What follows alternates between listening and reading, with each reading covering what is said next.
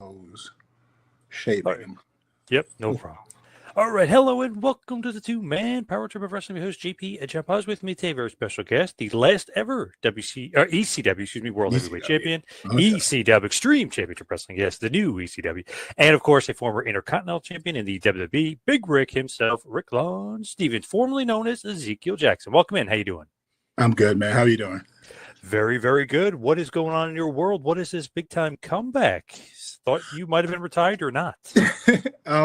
So the story goes is like I was in Europe and had one of those matches where it was a fun match.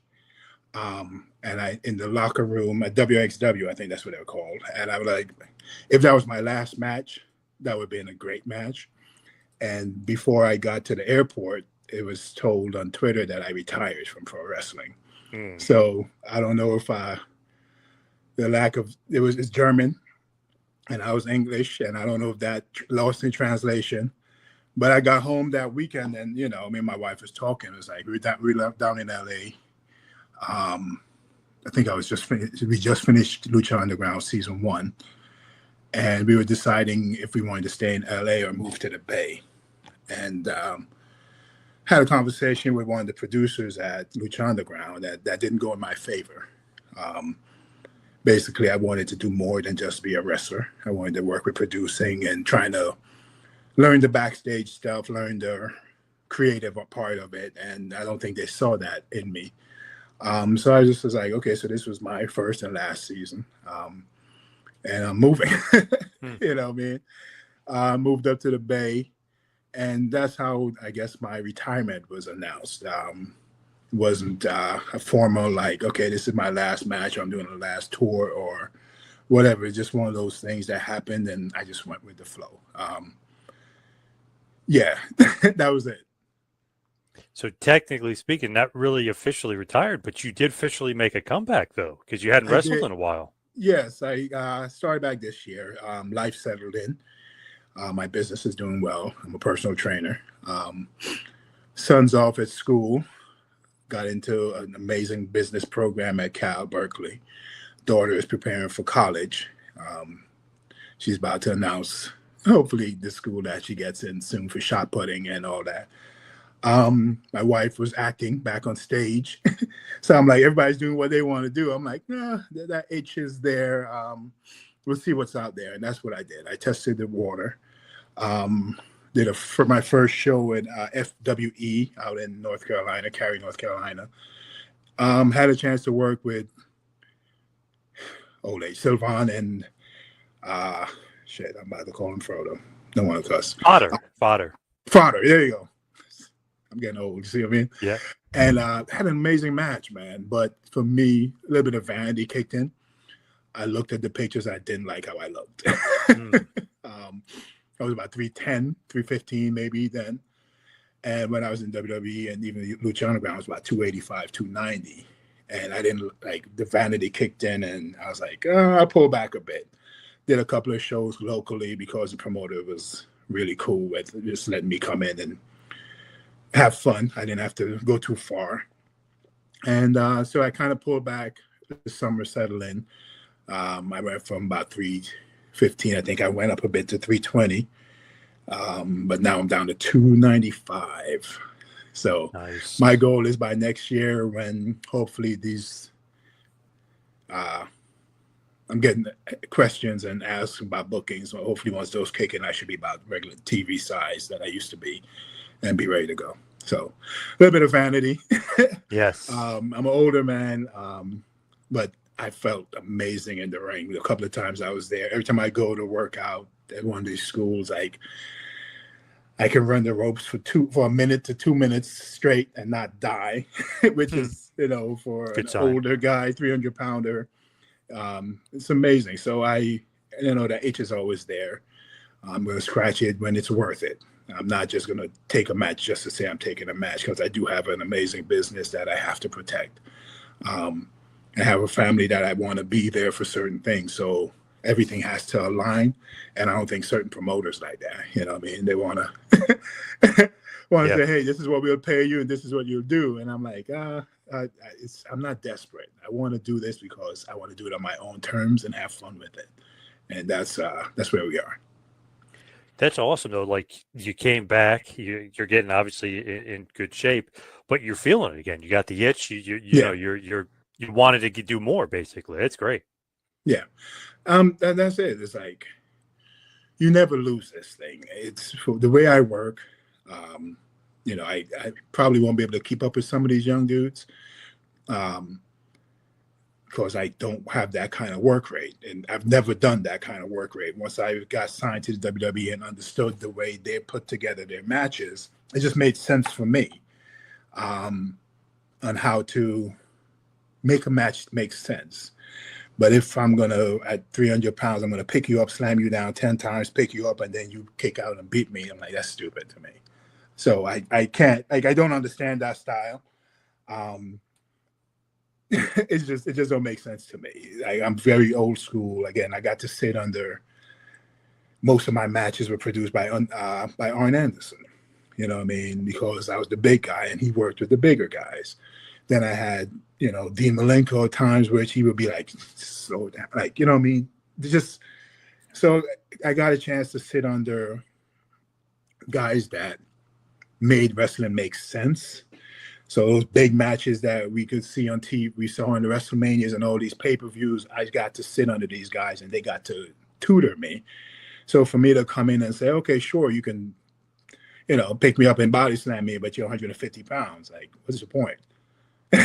You know what I mean? Or if I hit you and you don't respond the way I expect you to respond, what's the point? So understanding the psychology, and when I put together a match, I want to make sure that the people I'm working with understands that this thing has to make sense. It's not just movements, you know. And I think it's kind of, you got the WWE that does their thing. You had the newer companies, AEW, you got you know what I mean? Everybody's finding their niche.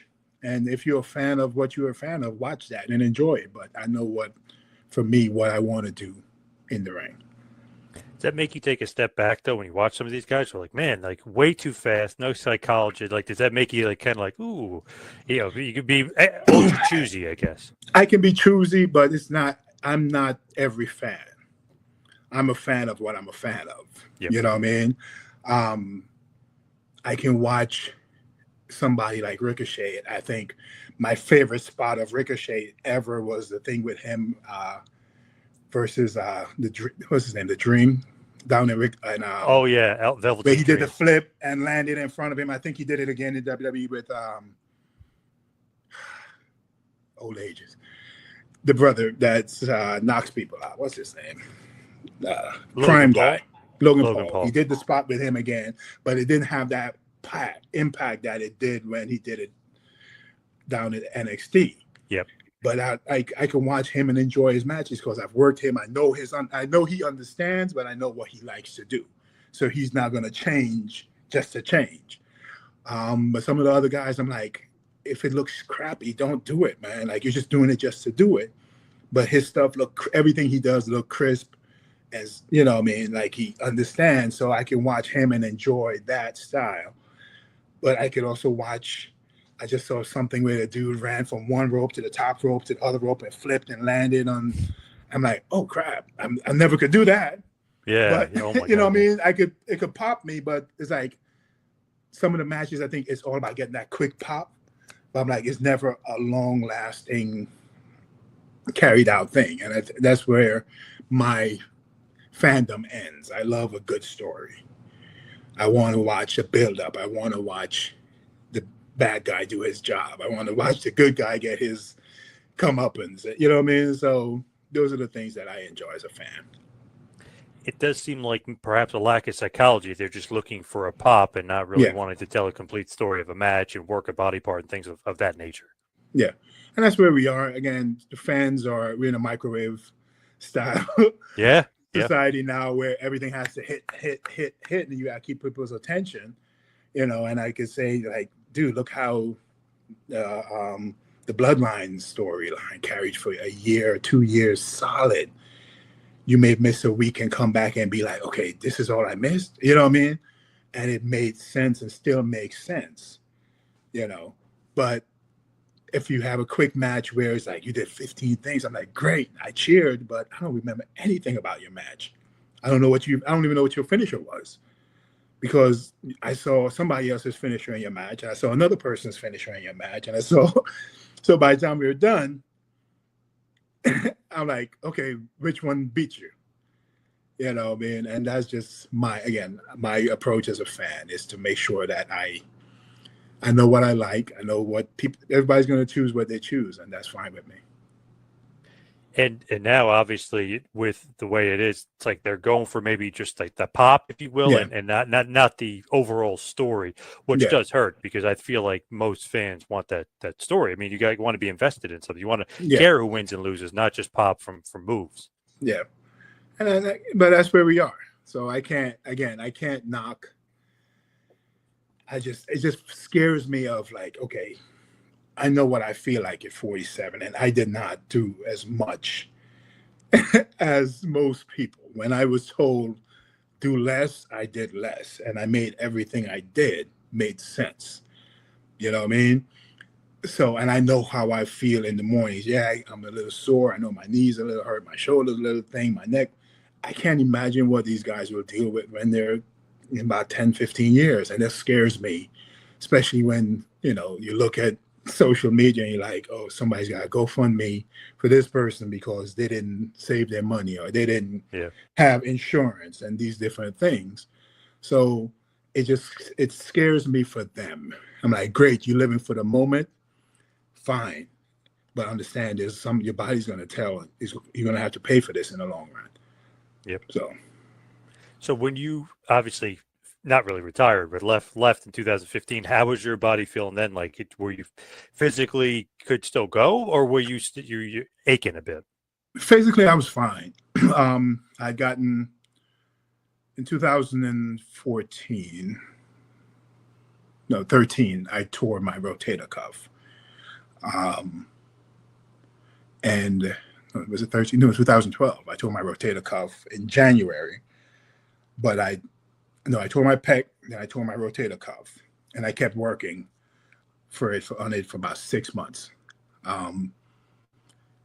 Then it just seemed like I'd lost the IC title and they weren't going to do anything with me. It just seems like I was just backstage. I'll get a dark match here. I think I worked at the time at Dean Ambrose. I worked him a bunch of dark matches, before the show, because they were trying to get him going. And then I'd be showing up and there's nothing to do, and the shoulder is just getting worse and worse. I kept not lifting as well as I used to. So I went in and got it checked out. And they're like, good thing you came now. This is Dr. Dugas, the guy that did my quad. He was like, we're glad we caught this now, because had this ripped completely, you probably would have been done. So I thank God I found it on time. And they just didn't bring me back. So I was home training, getting in great shape. I think I went to NXT a few times to train for a couple of weeks at a time. It was placed in the beginner class. Oh my God. Somebody was having fun with me, I guess. And I had fun. I didn't care, man. I showed up at 8:30 in the morning. I lifted. We did class, then you had an hour, then you lift, and then you leave, and that was my day. Worked promo with Dusty, worked on a couple of ideas with Dusty.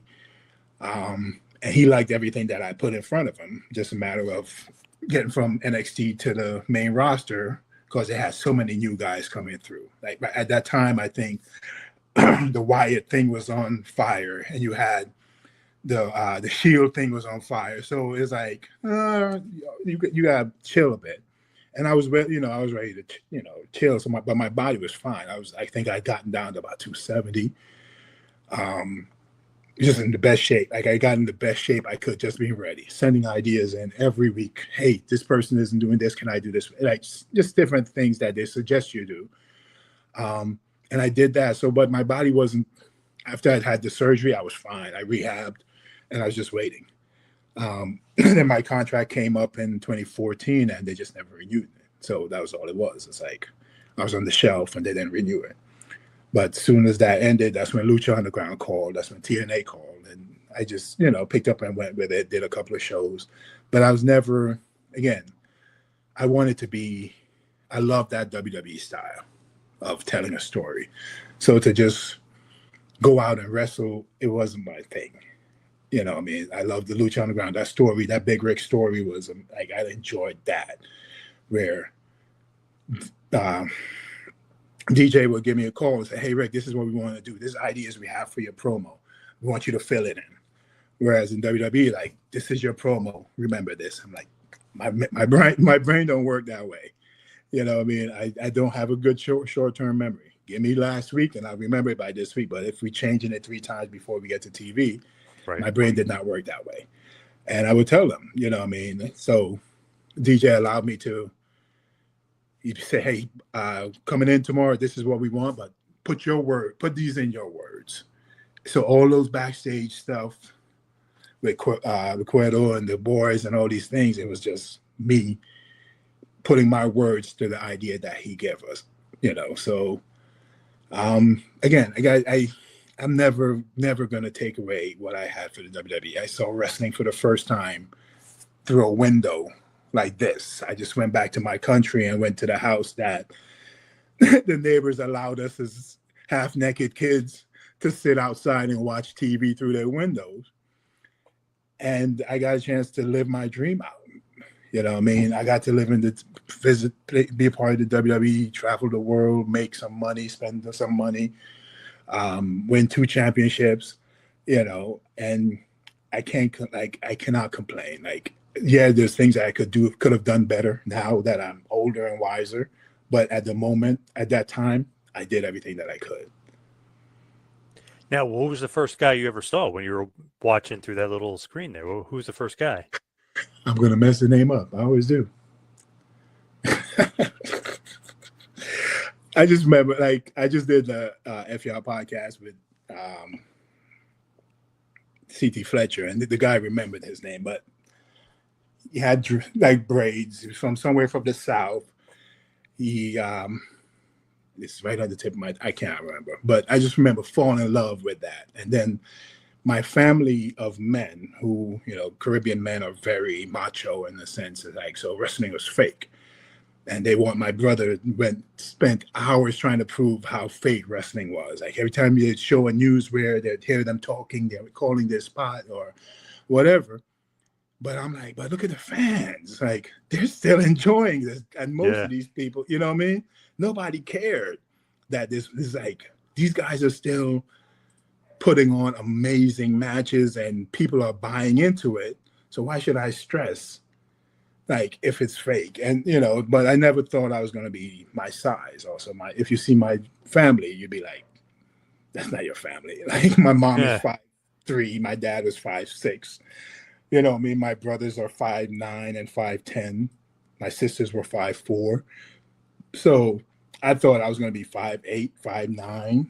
So that's why I started competing in bodybuilding. I got into bodybuilding. I'm like, well, at least I can have muscles for this. And then I literally went to Guyana. I left here. I was about 5'7", came back 5'11", almost 4.5 inches within like a 2-month period of growth. And that's when I was like, oh, so I'm 6 feet might be in my future. You know what I mean? And then getting to 6'1", 6'2", I'm like, oh, this is amazing. So, like, you know, I got a chance to see wrestling. I understood that, yes, it was fake. Yes, it was entertainment. But people loved it. People still do. And again, I got to live my dream. I got to do it. And I think I did it to the best of my ability. There's some stuff I wish I had done better. But I don't regret any of my choices. And, you know, when people use that F word, you know, guys break their necks and they're in, you know, tearing this, tearing that. There's nothing fake about it. I mean, that's just crazy talk there.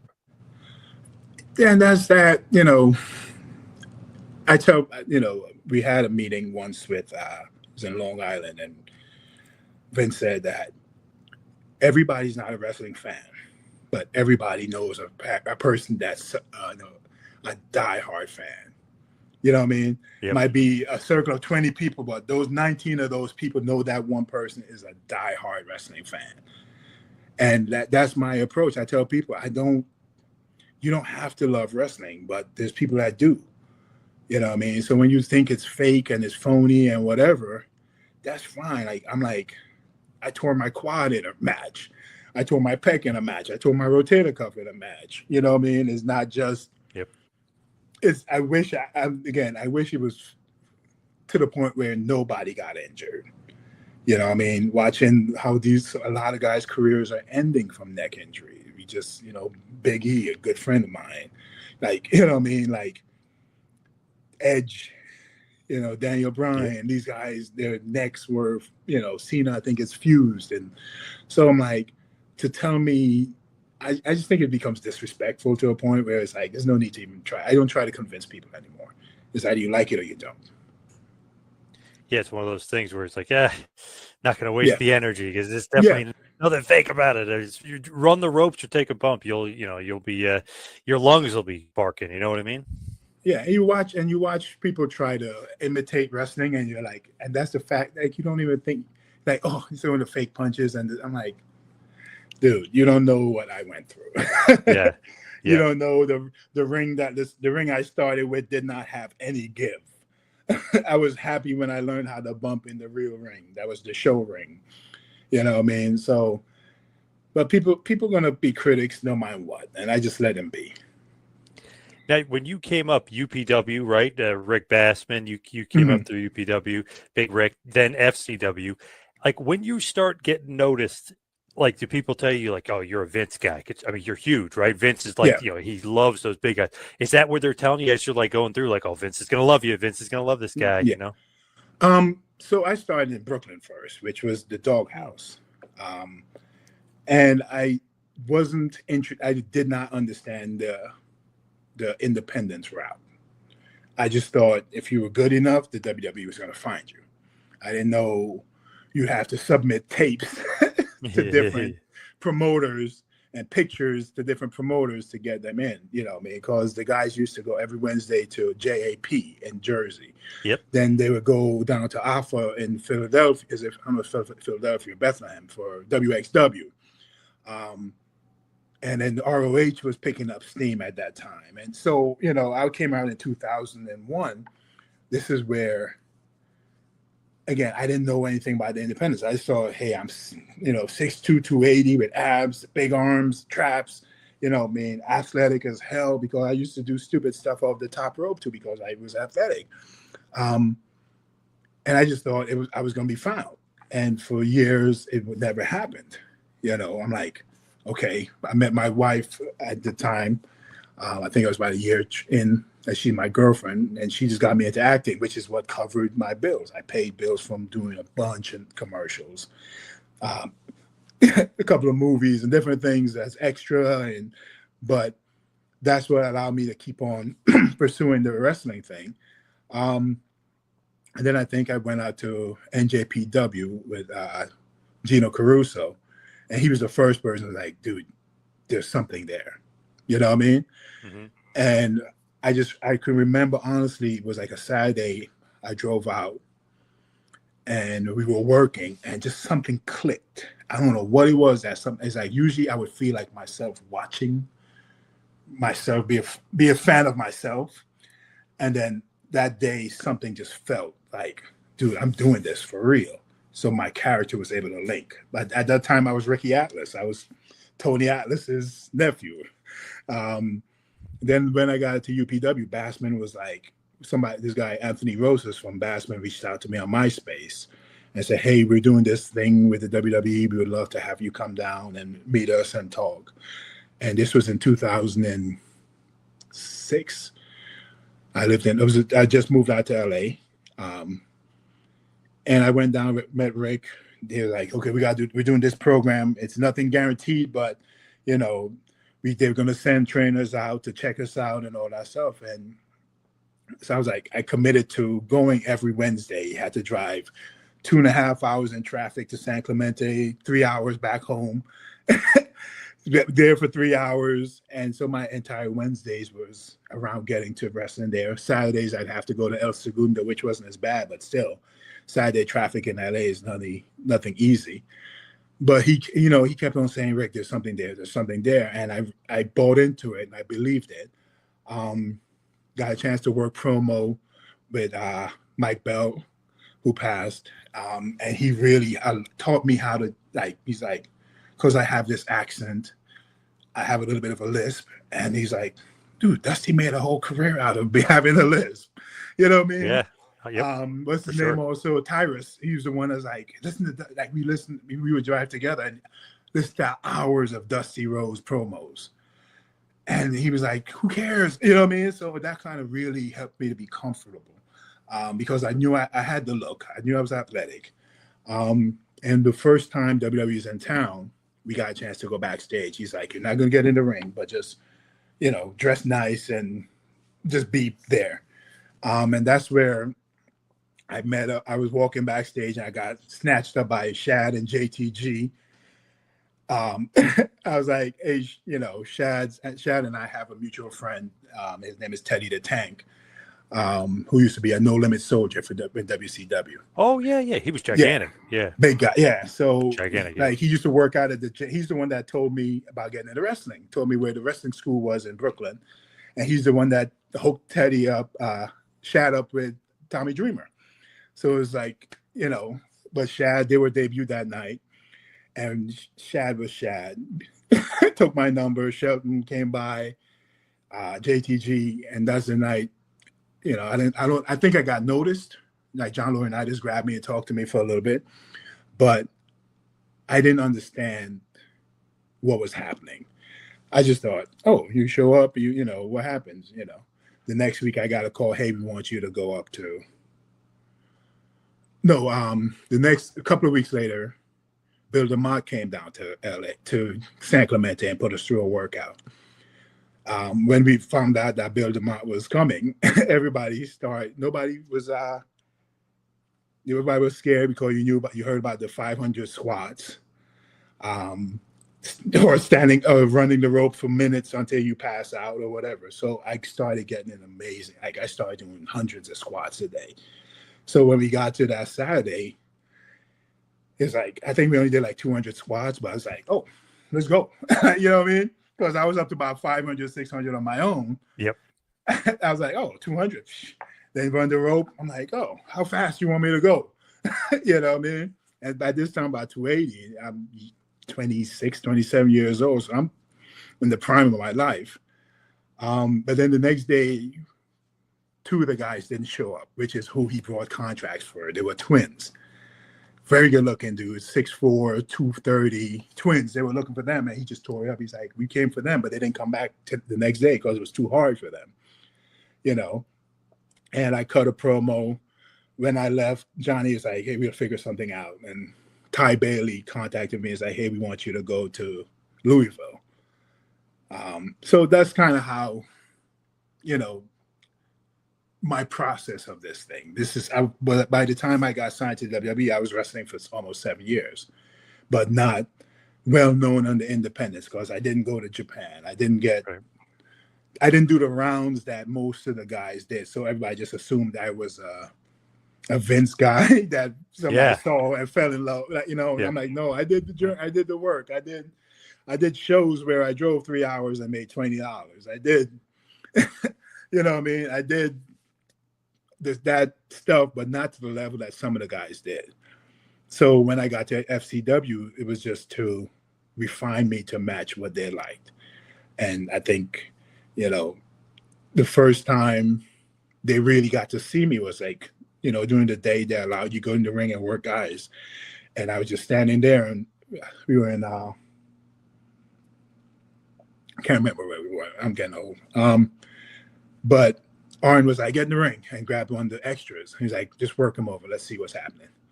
And they didn't know that I could work. They thought at this time I was Kendrick's bodyguard, but they didn't know that I was a solid worker. And, you know,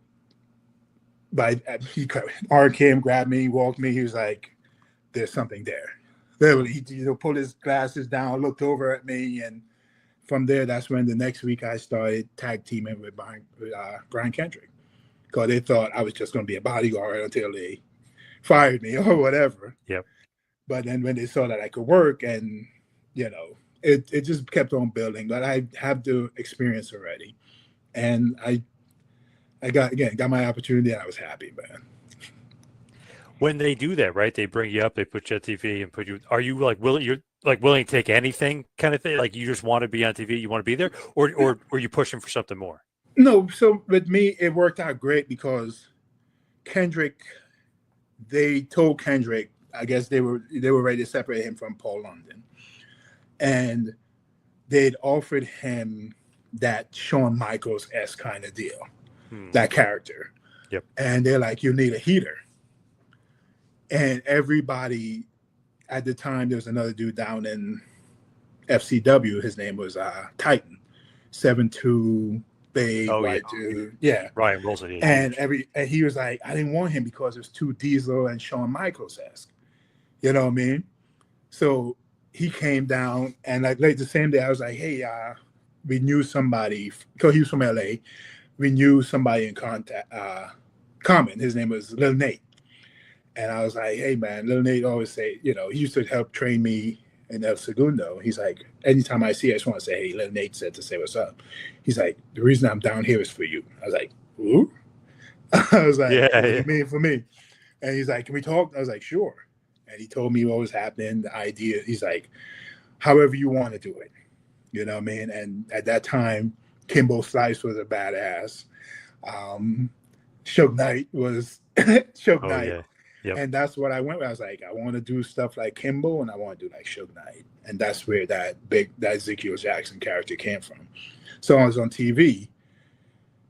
I was a presence. I got, cigar, cold. I had the red linen suit, but I also liked the white. The white just looked amazing on TV.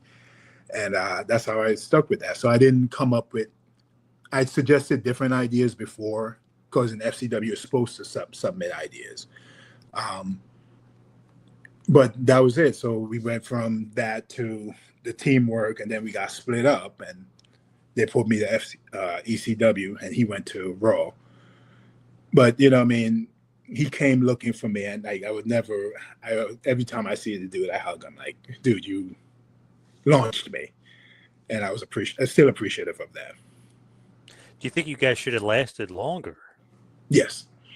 Did they ever explain why not? I know why not. Not something to share, but yeah, I got you. You know what I mean? There was so much we could have done. But it is what it was. You know what I mean? I know why it didn't last. Again, I thought we had at least a good chance to. They end up using us to launch Primo and Carlito as a tag team. I think, Carlito was unhappy, so they brought his brother in to help, and they had a great chemistry, Primo and Carlito. And we had so much fun wrestling them. We wrestled them for like almost 3 months straight. Wow. So it was like TV house show, and we just had a blast. And I got a chance to learn how to be cool with it through Carlito's approach to calling matches. It wasn't that excitable thing. Kendrick was like big on, if something is there, do it. Don't come in planning it so much, because he got a lot of training from Shawn Michaels. He got a lot of training from William Regal. You know what I mean? And so for me, when I left and went to ECW, and they're like, okay, we're going to put you with Regal. I'm like, holy crap, this is a dream come true. You know what I mean? So I know why we didn't last. I was thankful for the time.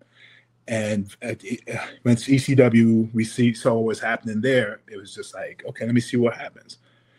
And again, I think sometimes I look back and I was like, man, I was so aloof to things that I didn't realize how big of a deal certain things were.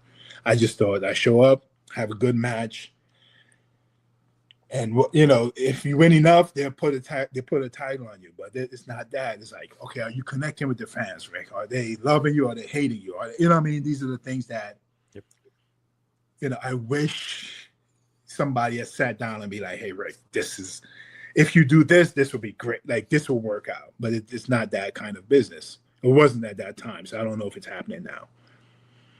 More cutthroat? More ruthless? No, to each his own. Every time I look in the mirror, I'm proud of my accomplishments. I didn't step on nobody, and didn't cut anybody's feet out from under them. Everything I earned, like both, the ECW title, Yep. whether you call it, if you're optimist, what I mean, you're like, shit, I've been the longest reigning ECW champion. Yeah, technically, yeah, it's true. Yep. If you're a pessimistic, like, you had it for about 35 seconds. And then the IC title, yeah, you were a transitional champ to get Cody over, fine, but there's a lot of dudes that was in this business that never touched that IC belt. Yeah. So I feel like I did with what they gave me, I did the best I could. There's like not until about maybe 5-6 years ago, I read an email from Michael Hayes. Now that I'm older, I reread. I was going through stuff. I'm like, oh, what was this? And I read this email. I was like, he was trying to point me in a direction, and I didn't get it. You know what I mean? I was like, too late now. Yep. But now I was like, you know what I mean? One of those aha moments that you're like, okay, I wish I wasn't clouded, because again, you're backstage. They're not doing anything with you. You're submitting ideas. You're showing up. You're in shape. You're ready for whatever. You're ready, not for whatever. You're ready for the thing you think you need. You know what I mean? And it's a hard space. It's a dark space to be in at times, where you can't see people trying to help you because it's not what you think you need to be helped. Because when you win the IC title, you automatically think next step is a championship. You know what I mean? You're probably going to challenge for, okay, to take the title off for you. It's like, cool, this person needs it now. Now your time is to move up. And I didn't get moved up. I moved back. So that space was a weird space to be in. And the email would have pulled me out had I known what he was trying to say. You know what I mean? Yep. And it did not click. Are you allowed to bring it up, or is that personal? That's one-on-one. You're going to want to bring it up. Him and I have talked. I saw him probably every time they're in San Jose, I can go backstage and hang out now. You know what I mean? It's thankfully family still. Like, I was not the biggest, I wasn't that guy that talked wrestling all the time. But I was with people, conversations like Undertaker and I had wasn't about wrestling. It was about kids, raising a daughter, and having a son, like these things where it were real conversations.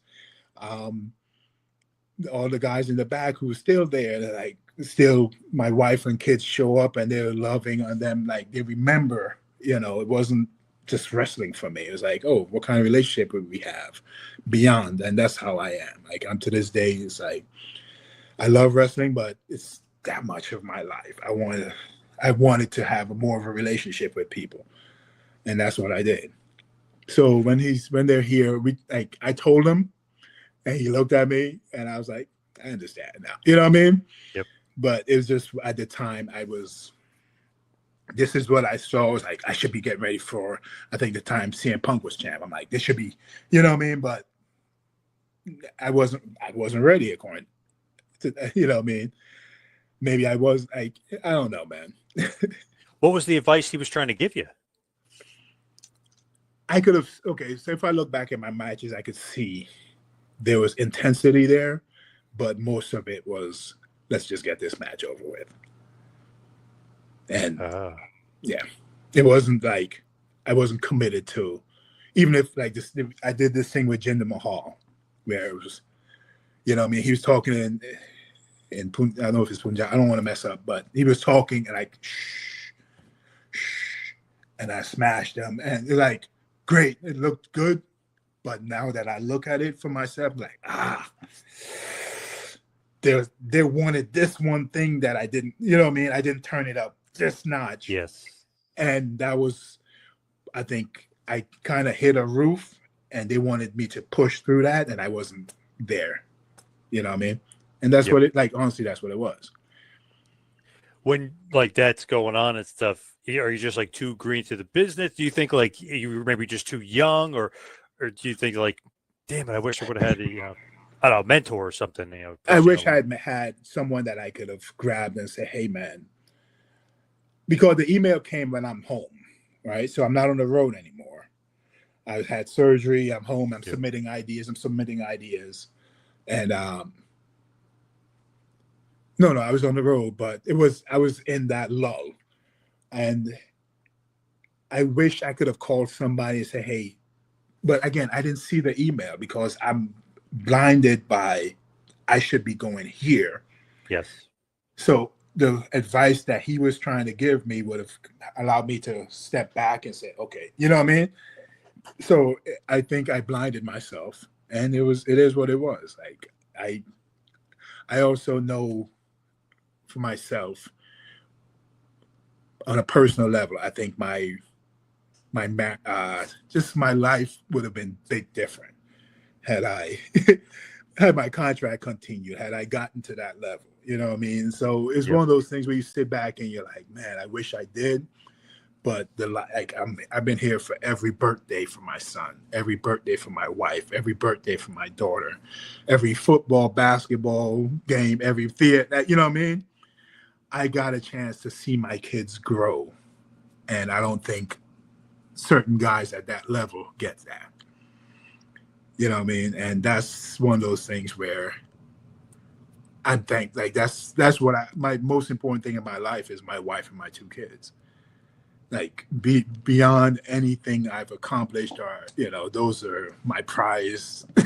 Those are my blessings that I would not trade for anything. So I think it all fell into God's will for my life, and I'm to the point where I'm healthy enough to say, hey, I could try this again, but probably not to that level. You know what I mean? Yep. And that's where I am. It's like, man, I could have done this, but because I didn't, this other thing happened, and I made the best of what I did. So no regrets then? No. You'll question yourself. You're human. You're like, man, what would have happened? Like, would I have made this much money, or would I have been able to do this thing? But I don't sit back and be like, God, I wish I did that. You know what I mean? It doesn't bring me down that I didn't do it. I could look beyond and say, okay, well, had I done this, how would my family have sustained? How could I have sustained this relationship? And that's one thing I wanted to make sure I had. Man, wrestling business is so crazy. I mean, it's like one change here, one little change there, and your whole life could be, flipped upside down. Yep. But it is. That's the one thing. Like I don't know. Again, what's happening backstage is if you work at McDonald's, I don't know what you do for a living outside of doing some podcasts. Right. Your boss would every month you have hey, come in, let's talk about you burn the fries too much. Right. You know what I mean? Your burgers are a little bit too sloppy, or you'll get that feedback from a general manager, from a manager. You know what I mean? And in pro wrestling, your job is to trust your producer, and if they don't outside of that, you're not getting hey, you see, this is what we need from you. Like if you do this, like you know what I mean, you don't get that. Whereas in most fields, you're like, if you hit this quota, if you hit this thing, you can be manager, you could be you can get your own franchise, you can get all these things can happen. You don't get that in pro wrestling. And pro wrestling is like you're a man on an island, hoping that the people giving you the advice are doing it to benefit you. Yeah. Yeah, you don't know who to trust. That's why so many guys are paranoid. Yeah. And again, you know who to trust. That's all said and done. You know who would have your best interest at heart. Because going and sitting down, like this. I tell people how when Cena came down to FCW, how my approach to wrestling changed. Because at the time they wanted us to write out spots for matches, just to learn how to remember. And I'm like, I would sit down and write spots out and try to remember calling them in the ring, and it did not work for me. John came down when I think right after he had surgery, when he like right before the Rumble where he made his re-debut in Madison Square Garden. And he was working. I went up, I watching him work. I'm like, man, this is now or never. And he was sitting outside, and I went up and said, hey, man, this is what's happening, right? I'm like, I don't have the type of brain that would remember, like, trying to call 3 things as you're running. He's like, are you warmed up? I was like, yeah. He's like, you want to get in? Yeah. And he got in the ring with me, and he called his comeback on me, right? Wow. The thing, the shoulder tackle, bump, shoulder tackle, you know what I mean? Swing, bop, bop. And then I stood up. He's like, one thing at a time. He's like, you don't have to call. He's like, your size, you don't have to call 5 things. You know what I mean? Yeah. And that completely allowed me to slow my matches down. I started getting compliments from Steve Kern. Dusty was there. Dr. Tom Norman. Like, they started saying, okay, we could see where this is going. And literally that led me to possibly being a part of that. I was supposed to be a part of the entourage for Floyd Mayweather at the WrestleMania in Orlando.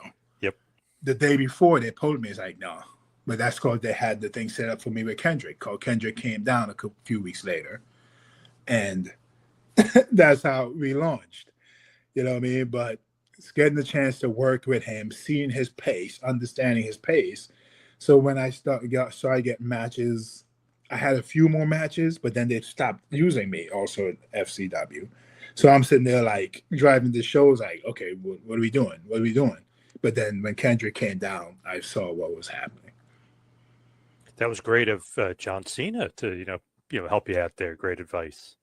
And that's what I'm saying. Like, you learn who to trust in certain, like, he's, at the time, I was not a threat.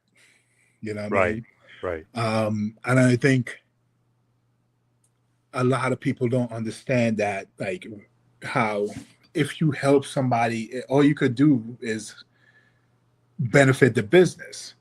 You know what I mean? So I never understood that, like, trying to ruin somebody over something. I never, it didn't, probably because I was never to that level. You know what I mean? So I never felt threats. I was like, oh, if we can have a good match, might as well. If you can have a good match, maybe next week we can have a good match. You know what I mean? So like, maybe Cena said, I can make money with this guy. I got to help him Possibly. You know what I mean?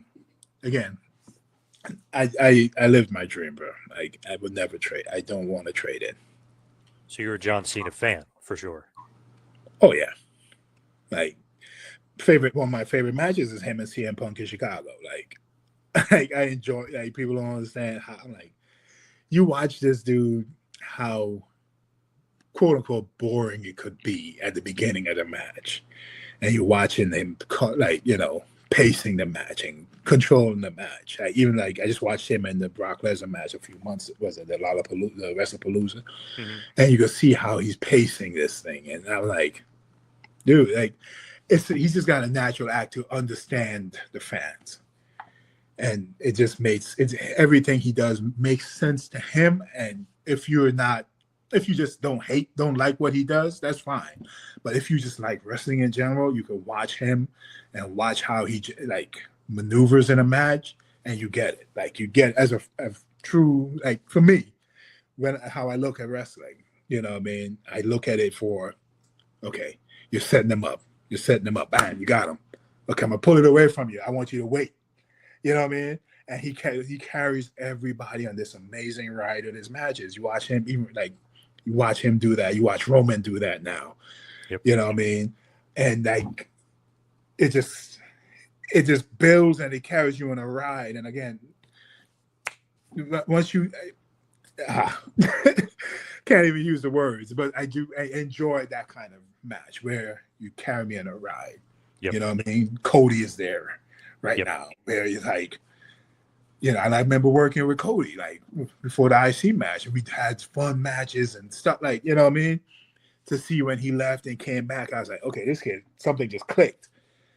You know what I mean? So it's being that kind of fan for me. That's why it's hard to watch certain matches, like I said earlier. Yeah, Cody then and now, he's still good then, but now he's, Yeah, he's masterclass. just yeah. And again, he's Cena. He understood. Cena told him, and like, hey, this is how this could be done, and this is how you can make money. You know what I mean? And again, I wasn't in the room, but I kind of see how he puts his matches together now, and you could see the semblance of, okay, I'm gonna carry you on a ride. You know what I mean? Dusty did that for like when Dusty talked about putting together matches, like, tell me a story, baby, tell me a story, tell me a story. And what's your story? You know what I mean? And a lot of guys, I don't have a story. William Regal was like, think that he's just said something bad about your mother. That's a story. You just created a story in your head. Use Matt, you know what I mean? And a lot of guys just can't think. Like, oh, it has to be a match. No. He talked about your mom. That pisses anybody off. And you should want to beat the heck out of them within what you do as a character. And I think a lot of kids don't get that of understanding, because I don't think there's enough characters to tell that kind of story. It's just moves, man. So again, if you enjoy that, enjoy. Right. So as we hit the wind down here, head towards the finish, what's some of your favorite matches? Would it be, beating Barrett for the IC title? Like what are some of your faves? For myself? For yourself, yeah. Yep. Oh. My favorite match was me versus Christian in Mexico City. It was the first night. It was our second night in Mexico City. I showed up, and for most of the loop, we did 4 shows in Mexico. The first night it was me versus Hurricane. It's kind of like an enhancement match, but Hurricane is one of my favorite human beings in this world. So we had fun matches. And then the next night I showed up, and Finley looked at me and smiled. And I was like, God worked Finley on many matches. You know what I mean? He's like, tonight's the big night. I was like, what's that? He's like, you got Christian for the ECW. You know what I mean? And I'm nervous because Mexico City, most of my matches were 5-10 minutes. Now you put me in a championship match, that means I gotta go 15, 20, 25 minutes with Christian. And Christian is so smooth and calm. Like, he just made me feel like, dude, I could go 2 hours with this guy. You know what I mean? And we went out and we called the match, and we go through and slow down. And we had Scott Armstrong was my referee. And Scott would be like, breathe, Zeke, breathe. Like, you know what I mean? Just to remind me, breathe, don't, you know what I mean? So, but I think we went at least probably about 20, 22 minutes.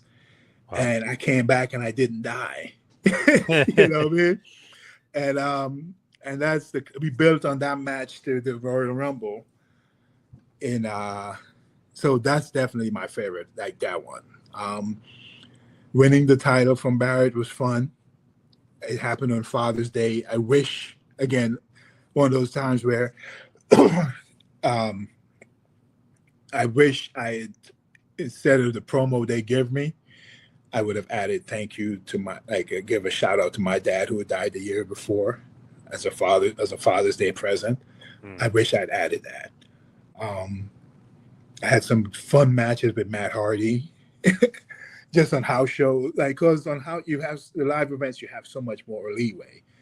TV, you're like, you got 12 minutes, you got 10 minutes. You get out there, you're like, you got 5 minutes. It's different than when you got house show, you got 12 minutes. Cool, we got 12 minutes. They're not gonna cut this. So, those were my Christian, working Matt, Cody. We had with Ted DiBiase. We used to have way too much fun. But then most of my house show match, they were just, for the most part, enhancement matches. So when I got to work someone who could make me better, which is a Christian, a Matt Hardy, even Hurricane, and I think I worked Kane. Kane was I was supposed to work Kane 12 days straight in Europe, but I tore my quad on the 4th day. But those matches were easy and fun, you know what I mean? So it's a big dude, and so those I think anything that helped me get better, I would consider my favorites. Now, what's next for you? What do you like see coming up next?